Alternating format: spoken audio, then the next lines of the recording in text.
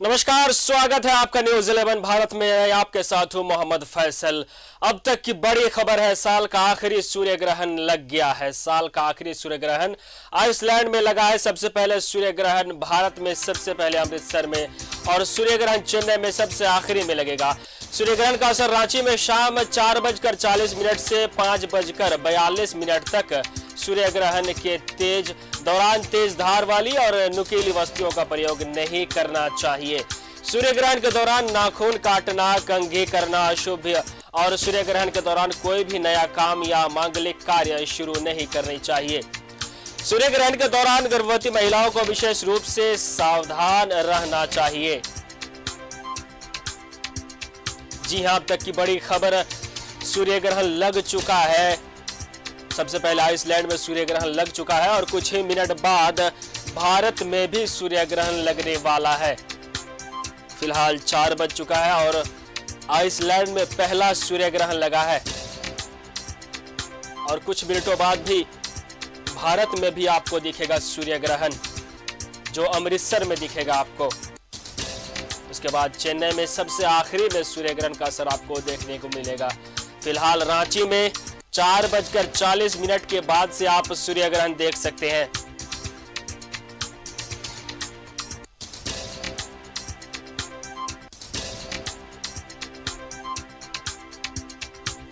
सूर्य ग्रहण के दौरान कोई भी नया काम या मांगलिक कार्य शुरू नहीं करनी चाहिए। इस दौरान कई ऐसे कार्य हैं जो आपको नहीं करनी चाहिए, जिससे आपको रुकावट हो सकती है। उस कार्य को करना नहीं चाहिए जो शास्त्रों के अनुसार आप उस कार्य को नहीं करें। फिलहाल आइसलैंड में सबसे पहले सूर्य ग्रहण देखा गया है, और भारत में कुछ ही क्षण बाद आपको सूर्य ग्रहण देखने को मिल सकता है। अमृतसर में सबसे पहले सूर्य ग्रहण लगेगा, उसके बाद चेन्नई में आखिरी सूर्य ग्रहण आप देख सकते हैं। और रांची में मैं आपको बता दूं, हमारे राजधानी रांची में 4:40 के बाद आप सूर्य ग्रहण देख सकते हैं।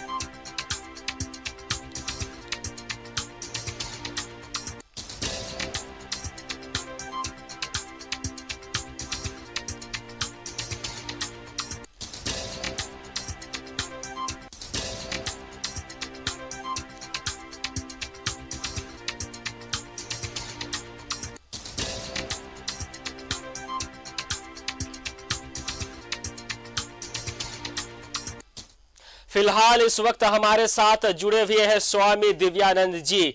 अधिक जानकारी के लिए हम स्वामी जी के पास पहुंचते हैं। स्वामी जी, आपका न्यूज 11 भारत में बहुत बहुत स्वागत है। जी, मेरा सबसे पहला प्रश्न यह है कि सूर्य ग्रहण जो दुनिया में लग चुका है, सबसे पहले आइसलैंड में लग चुका है, और कुछ ही क्षण बाद, कुछ ही मिनटों बाद भारत में भी सूर्य ग्रहण लगने वाला है। तो मैं आपसे जानना चाहूंगा कि इस सूर्य ग्रहण के दौरान क्या कुछ करना चाहिए और क्या नहीं करना चाहिए। बिल्कुल फैसल जी, सबसे पहले अभिनंदन आपको, और सबसे पूर्व ये बताना चाहूं, आपका प्रश्न बिल्कुल मैं अभी उत्तर देता हूं। इस बीच में क्या करना है, क्या नहीं करना है, एक दो बातें बताना लगना बहुत आवश्यक है, क्योंकि अभी कुछ देर आपके साथ में लगातार बना रहूंगा। सूर्य ग्रहण के प्रति लोगों के अंदर में कई प्रकार की भ्रांतियां हैं, कहीं कहीं भय भी है। हमारे कई अपने ज्योतिषी मित्र, कई विद्वान इससे भय की तरह से बताते हैं, ये करना, ये नहीं करना, कुछ ऐसा हो जाएगा, घटना घट जाएगी। मैं सबसे पहला परामर्श, मेरा निवेदन होगा सभी दर्शकों से, किसी भी प्रकार की भय का वातावरण बिल्कुल न बनाए। कुछ भी अनहोनी नहीं होना है। एक खगोलीय घटना है, इसे तो मैं बोलूंगा इंजॉय घटना को। इस घटने को और सूर्य ग्रहण को इंजॉय शब्द बोलना थोड़ा अजूबा लग सकता है। मैं पुनः बता रहा हूं, खगोलीय घटना से इंजॉय करना है। किसी प्रकार का भय, कोई अनहोनी बिल्कुल नहीं होनी है। हाँ, रह गई बात अवश्य कि हमारे शास्त्र के हिसाब से कुछ सावधानियां बताई गई हैं, इन सावधानियों को करना उचित होता है। विज्ञान की बात माने तो विज्ञान के अपने कुछ मूत्र वैज्ञानिक हैं, वो अभी मेरे को पूर्व चैनल में भी था, तो वहां लोग बोल रहे थे मैं नहीं मानता हूं। आप मत मानो स्वागत है, हम किसी को जबरदस्ती नहीं मनवाते। लेकिन एक बात बोलूंगा, विज्ञान को प्रणाम करते हुए मैं पहले बोलूंगा, विज्ञान की स्वीकारिता को मैं स्वीकार करते हुए बोलूंगा, विज्ञान अपनी जगह निश्चित है, पर विज्ञान जहां समाप्त होता है वहां से ज्योतिष और अध्यात्म का प्रारंभ होता है। इसलिए हमारे अभी देखिए एक घटना है कि किसी विद्वान से, कोई वैज्ञानिक विद्वान से किसी ने पूछा चैनल पे कि इसका क्या प्रभाव है। वो फलाने जगह एक मशीन लगाया गया है, इसका प्रभाव हम कल बताएंगे। जबकि हमारे पूर्वज आज से सैकड़ों साल पहले बता दिए किस दिन कितने बजे किस क्षेत्र में कितनी देरी का ग्रहण लगेगा। एक एक चीज का पंचांग बना है, हमारे एक सेकेंड को 1000वां हिस्सा में बांटा गया है। इतना बारीक है हमारा ज्योतिष शास्त्र और हमारा भारतीय दर्शन या कहें सनातन संस्कृति, जिसकी हमारी ये है। अभी कहते हैं क्या करना चाहिए क्या नहीं करना चाहिए। बिल्कुल पुनः बोलूंगा बिना भय से, सावधानी की बात है। उसके पूर्व ये बताऊं कि जैसा भी आपने पहले बता दिया है, किसी भी नुकीली चीज, सुई, धागा, चाकू, कैंची, छुरी, शमशी, इन चीज, चिमटे, इन चीजों को लगभग दूर रखें, अपने पास न रखें। यथासंभव प्रयास करें कोई भी कार्य शारीरिक या मानसिक किसी प्रकार की गतिविधि से बचें। विशेषकर जो गर्भवती स्त्री है, जो बच्चा गर्भ में पल रहा होता है, वो बहुत सेंसिटिव होता है। वातावरण दूषित हो जाता है। मात्र हल्के मन से समझेंगे कि ग्रहण के दौरान या सूतक के कालखंड में वातावरण दूषित होता है। उस दूषिता से बचने के लिए मात्र सावधानी की आवश्यकता है। तो इस चीज के लिए गर्भवती महिलाओं को दोबारा बताऊंगा मैं कि किसी प्रकार के पांव को सीधा करके बैठे, भूल कर भी सोएंगे नहीं। सो गए नींद से सामान्य लोग भी करते, छुट्टी है, कोई काम नहीं है, चलो सोते हैं।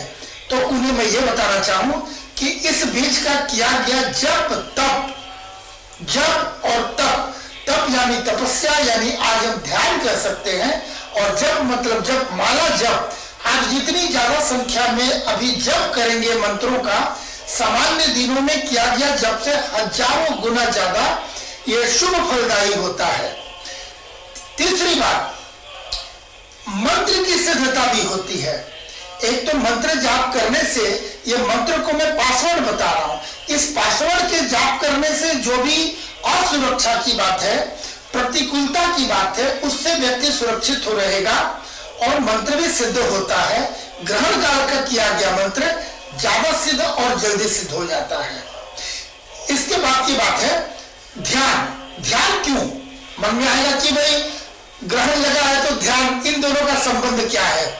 सूर्य ग्रहण में सूर्य और चंद्रमा अपनी धुरी पे दोनों साथ हो जाते हैं, जिस कारण से चंद्रमा का दर्शन अमावस्या के दिन नहीं होता है, यानी चंद्रमा ढक जाता है। सामान्य दिनों में ऊपर से ग्रहण भी है, तो अभी चंद्रमा बिल्कुल न्यून स्थिति में है, और चंद्रमा व्यक्ति के मन के कारक है।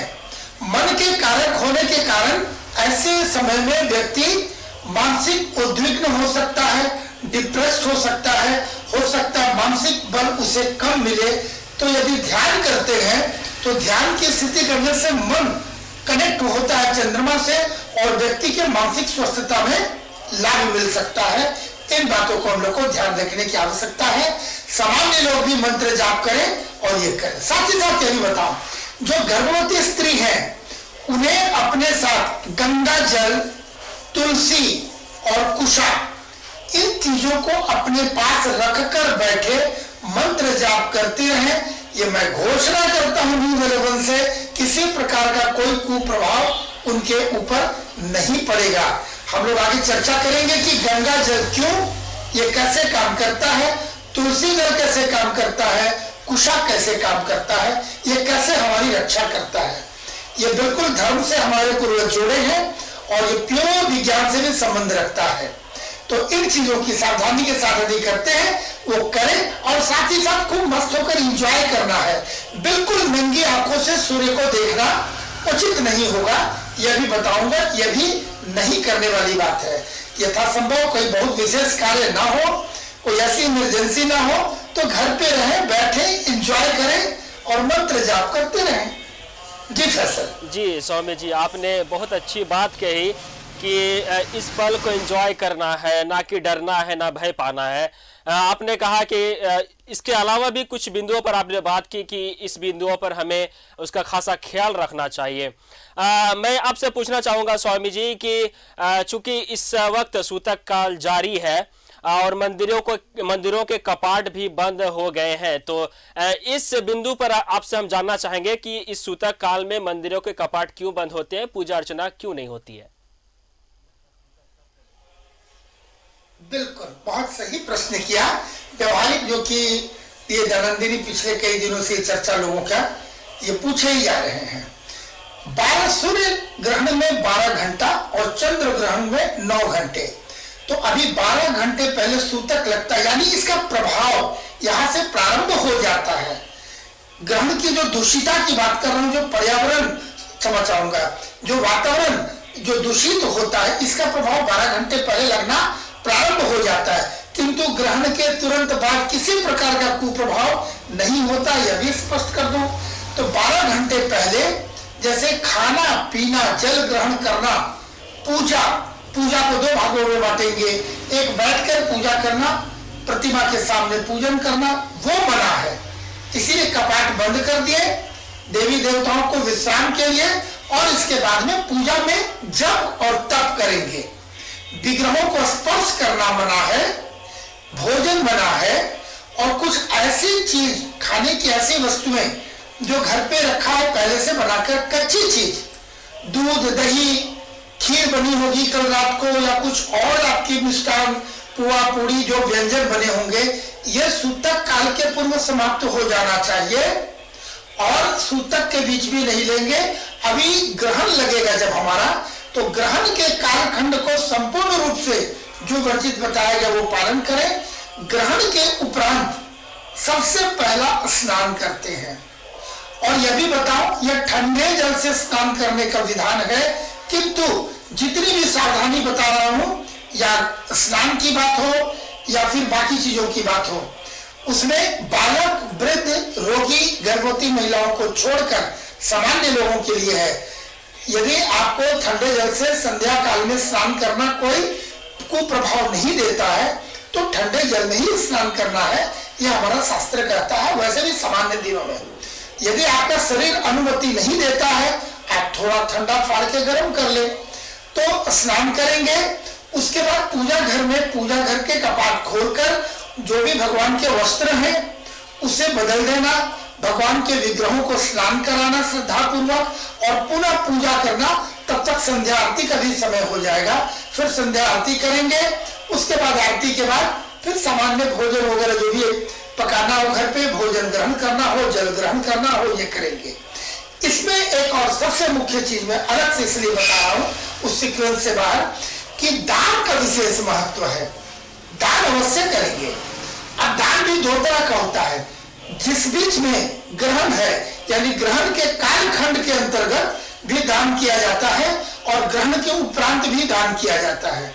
ग्रहण को भी 2 प्रकार से बांटते हैं दान को। जो बीच में दान करते हैं ग्रहण के दौरान, वो लाचार व्यक्ति को पैसा, अनाज, भोजन जो भी दे सकते हैं, वह दान करना, किंतु इस समय भोजन करते नहीं है, इसीलिए अनाज या पैसे वगैरह उसे दान किया जा सकता है।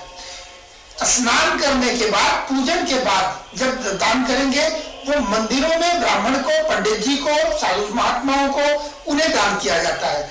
तो ये दान का भी भेद मैंने बताया, दोनों में ये अंतर है। अब बारी आती क्या दान करें और कौन सा मंत्र जाप करें, निश्चित अभी आप पूछेंगे तो मैं पहले बता दूं। दान सबसे पहला है, अपनी राशि, आपकी कुंडली में यदि कोई ग्रह प्रतिकूल परिस्थिति में है, उनसे संबंधित अगर कोई दान करते हैं तो बहुत ही अच्छा। अन्यथा आपको यदि वो ज्ञात नहीं है और उतने कम समय यदि आपके लिए संभव नहीं है, तो मैं तो बताऊं जो सर्वसामान्य होगा, जो सभी के लिए मान्य होगा, वो है सूर्य का दान। क्योंकि सूर्य ग्रहण लगा है, सूर्य की यहाँ प्रमुखता है, तो सूर्य के दान में नोट कर लेंगे दर्शक हमारे, गुड़, चने की दाल, गेहूं, मसूर की दाल, लाल वस्त्र, ताम्र पात्र या तांबे का कोई बर्तन, तांबे की मूर्ति, तांबे से बनी कोई भी वस्तु का दान किया जाना बहुत ही अच्छा होगा। आइए अब हम लोग चर्चा करते हैं मंत्र की। मैं बार बार बोल रहा हूं मंत्र जाप। मैं सबसे पहला बताऊं, यदि आप कहीं से गुरु परंपरा से दीक्षित है तो आपको यदि कोई गुरु मंत्र है तो गुरु मंत्र सर्वोपरि है, गुरु मंत्र का जाप करेंगे।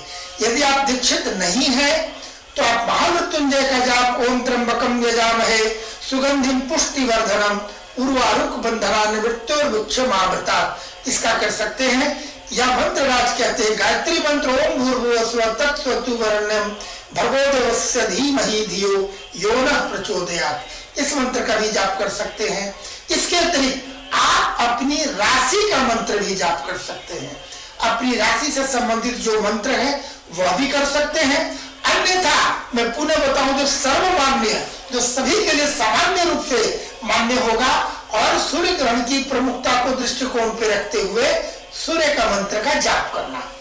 सूर्य के मंत्र में छोटे छोटे मंत्र को बता रहा हूं, लंबे मंत्रों को नहीं बता रहा हूं। जो लंबा मंत्र की बात है, जो आप जानते हैं, वो विद्वता आपके अंदर में है, जो विद्वान है उन्हें बताने की आवश्यकता नहीं है, सिर्फ मैंने बता दिया सूर्य मंत्र। जो सामान्य लोग हैं जिन्हें मंत्र ज्ञात नहीं है, याद नहीं आ सकता, उच्चारण सही नहीं है, उनको उपलब्ध नहीं है मंत्र, तो मैं 4-5 बहुत सुलभ और साधारण मंत्र बता रहा हूं, जो पढ़े हो, अनपढ़ हो, बुजुर्ग हो, रोगी हो, कोई भी आसानी से कर सकते। ओम हरांग हिरिंग हरौंग सह सूर्याय नमः, मैं सारे मंत्रों को दोबारा बोल दूंगा। ओम हरांग हिरिंग हरौंग सह सूर्याय नमः या ओम हिरिंग हिरिंग सूर्याय नमः, चाहे तो आप नोट कर सकते हैं हमारे प्रिय दर्शक। ओम हिरिंग हिरिंग सूर्याय नमः या फिर ओम घृणी सूर्याय नमः, ओम घृणी सूर्याय नमः या उससे भी सरल ओम शुंभ सूर्याय नमः। सूर्य का पहला अक्षर सु, ऊपर बिंदु डाल दिया, उच्चारण होगा शुंभ। ओम शुंभ सूर्याय नमः। यह भी नहीं होता है तो एक बालक भी कर लेगा, ओम सूर्याय नमः, ओम सूर्याय नमः। यह भी आपको उतना ही फल देगा जितना और लंबे बड़े और जो क्लिष्ट मंत्र है उसमें। क्योंकि एक पासवर्ड आज के बच्चों को बताना चाहेंगे, यह मंत्र क्या है, पासवर्ड है। जब पर्टिकुलर किसी दूसरे डिवाइस से कनेक्ट करना हो तो पासवर्ड की आवश्यकता पड़ती है, तभी दो डिवाइस आपस में पेयर होते हैं। जब हमें किसी पर्टिकुलर देवी देवता से या किसी पर्टिकुलर ग्रहों से कनेक्ट होना होता है तो उसके लिए मंत्र होते हैं। अब ये मंत्र कैसे भेद करता है, फैसल जी आपको जानकारी होगी। जब हम किसी बालक की जन्म पत्री का निर्माण करते तो जन्म पत्री बनाते हैं तो जिस नक्षत्र में, जिस चरण में, जिस राशि में जन्म होता है बच्चे का, उस समय एक अक्षर, मात्र एक अक्षर, सिंगल लेटर, माँ, मी, ल या कुछ भी हो सकता है, वो एक अक्षर देते हैं। यानी पर्टिकुलर दैट वेरी टाइम, जिस समय बच्चे का जन्म हुआ है उस समय ब्रह्मांड में वो शब्द कहीं ना कहीं था, इसीलिए उसका नामकरण उससे करते हैं। ठीक उसी प्रकार यदि मैं फैसल जी बोल के आपको मुखातिब हूं तो आपसे मैं फैसल जी बोलेंगे तो आप मेरे से मुखातिब होंगे। यदि दूसरा नाम बोलूंगा तो आप मुझे आकृष्ट नहीं होंगे मेरी ओर। मैं सूर्य की बात कर रहा हूं तो सूर्य से संबंधित हमारे जो मंत्र होंगे तभी वो पासवर्ड कनेक्ट होगा और सूर्य से कनेक्ट हो गए और हमारी प्रार्थना या जो कनेक्टिविटी है सूर्य से इमीडिएट हो जाता है। इसलिए संबंधित मंत्र और मंत्र ऐसे काम करता है। तो आज की पीढ़ी के लिए समझने के लिए मैंने शब्द को उपयोग किया पासवर्ड। ये बिल्कुल पासवर्ड है जिसे अपने जीवन में देखा जा सकता है। जी फैसल जी आपका क्या प्रश्न? जी बहुत खूब, आपने बहुत अच्छी बात कही है कि दान अवश्य करें इस दौरान और क्या कुछ मंत्र जप करना चाहिए। आपने बहुत अच्छी जानकारी दी इसके ऊपर। मैं आपसे अगला सवाल करूंगा, जैसे कि आपने कहा कि इस वक्त इस दौरान आप दान बहुत करें और उस व्यक्ति को करें जो लचर है, और दान करना इसलिए है क्योंकि इस वक्त हम लोग भोजन नहीं करते हैं। तो मैं आपसे जानना चाहूंगा स्वामी जी कि भोजन नहीं करने को लेकर शास्त्रों में क्या उल्लेख है? फसल जी ऐसा है, जैसा मैंने पहले बताया जी, सूतक दौरान से ही, यानी सूर्य ग्रहण के समय तो पूरा पीक पर है, उस समय तो सब कुछ बंद। 12 घंटे पूर्व जिसे हम देख नहीं सकते, लेकिन 12 घंटे पूरा वातावरण दूषित हो जाता है। यानी मान लीजिए कि हम लोग वो दूषित भोज्य पदार्थ को ग्रहण करेंगे तो बीमार पड़ेंगे। अभी किसी एक राष्ट्रीय चैनल में था अभी 1 घंटे पहले, तो उनके एंकर ने मुझे यही प्रश्न किया, क्या महाराज जी अगर इस समय भोजन कर लेंगे क्या उसे एम्बुलेंस बुलाकर तुरंत हॉस्पिटल ले जाना पड़ेगा? हमने बिल्कुल नहीं, इतनी बात इतनी कठोरता से नहीं है, पर सावधानी तो है ना। जी जी बिल्कुल। भाई बारिश में भीगेंगे तो छाता लेके निकलेंगे, अगर आप छाता लेके नहीं निकलते थोड़ा भीगेंगे तो भीगने का मतलब थोड़ी है आपको निमोनिया हो गया, पानी चढ़ने लग जाए, खून चढ़ने लग जाए। तो किसी बात को कितनी हम समझ सकते हैं, उसे कितना बिगाड़ के सुधार के समझाया बोला जाए।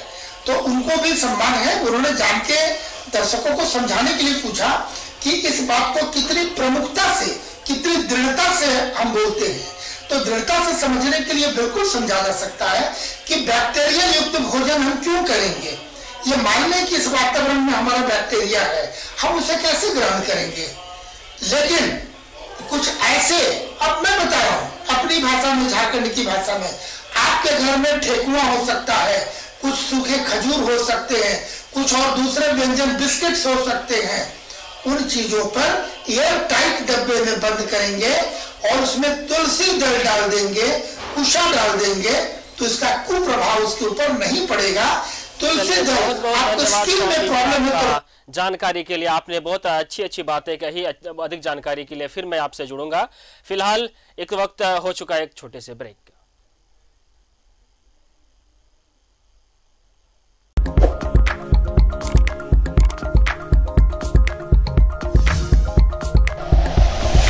Like and share videos, subscribe करें हमारा चैनल और प्रेस करें बेल आइकॉन। न्यूज़ 11 भारत, सच है तो दिखेगा।